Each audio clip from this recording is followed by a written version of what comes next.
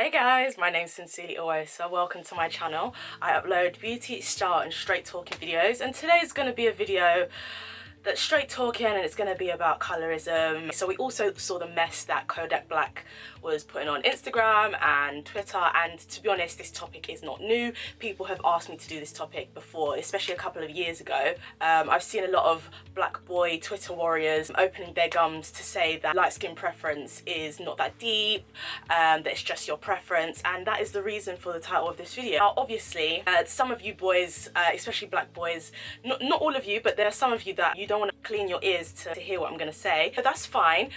Just save the video, because one day if your daughter comes home and she says that she's being teased by white people about how dark her skin is, you might just need this video. You can come back to us in about 2030. We'll see you then. Now obviously I'm not going to go into too much of the origins, but for those of you that don't know, a lot of the issues that have to do with colorism stem back to slavery. So in terms of the pecking order, in terms of the succession of power and plantations, white people obviously on top, followed by mixed race or lighter skinned people, and that's why they were working in the houses. Then at the bottom of that pecking order, or the order of importance, were dark-skinned people, in particular dark-skinned women. Now the reason for that, it goes without saying, is because lighter skin, mixed race skin, has more proximity to whiteness. It's closer to whiteness. So obviously for some of you black boy Twitter warriors aren't that sharp upstairs, and I've seen a lot of black boys saying, oh, it's not that deep. And the thing is, you guys always say it's not that deep when it affects women. When it affects black women, that's when the issue's not that deep. But when the racism affects you, that's when it's a race thing, and that's when you're a victim of racism. But when it's women, we're making it a big deal.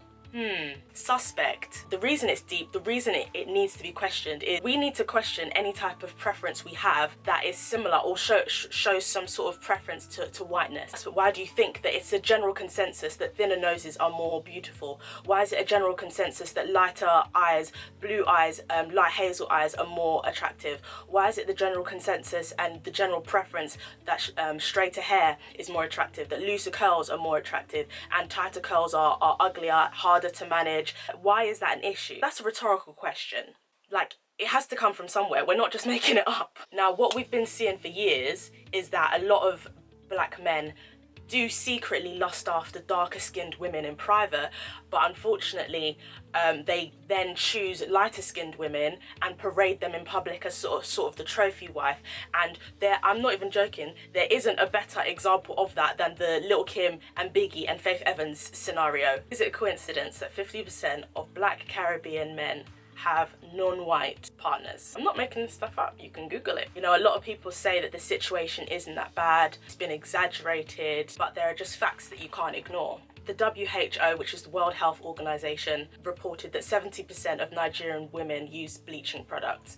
And to be honest, I'm sure if they questioned other countries, especially in Africa, they would have found the same thing. From Ghana to Nigeria to a lot of other countries, even Jamaica, skin bleaching is a big problem. In India, 2/3 of skin products include lightening ingredients. The base root of this is because colonialism has given us a false perception of beauty, and the standard is obviously whiteness. A lot of people wonder why black men deny that this is a problem, why black men minimize the issue of colorism. The issue is that many black men aren't fighting for liberation, they're fighting for dominance. Honestly, throughout this video, I'm always going to say some black men, or a lot. I'm not going to say all black men, but at the end of the day, what happens is that when you say some or you say many, it removes accountability, because a lot of black men will say, okay, well, it's only some of us, it's not all of us.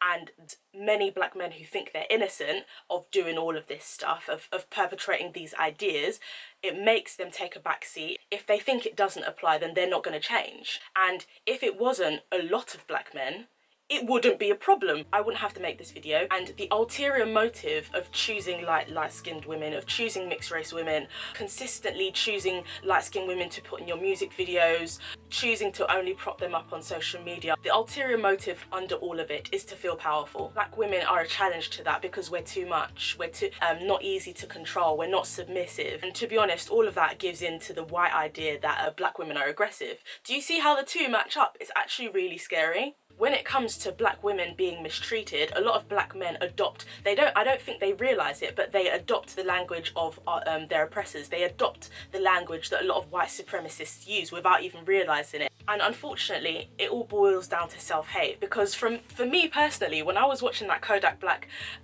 Instagram video of when he was he was just digging himself a hole, but he was trying to explain why he likes light-skinned women. He was saying, not black like this. Bro, that is literally self-hate. He's even saying, not black like me, or... It's really scared. Like, you can't make this stuff up. Literally, that video was the definition of self-hate. Literally, put into yourself and say, no, I don't want this. I don't want this for myself. That's not normal. But unfortunately, Kodak Black is just a symptom of a larger problem, and the larger problem is white supremacy. And a lot of it boils down to the fact that many black men don't care about the struggles of black women. And, you know, a lot of black people will say, oh, you know, this isn't a conversation we need to have in public. This isn't something we should say on social media or on YouTube or on Twitter or on Instagram, because, you know, white people will hear us.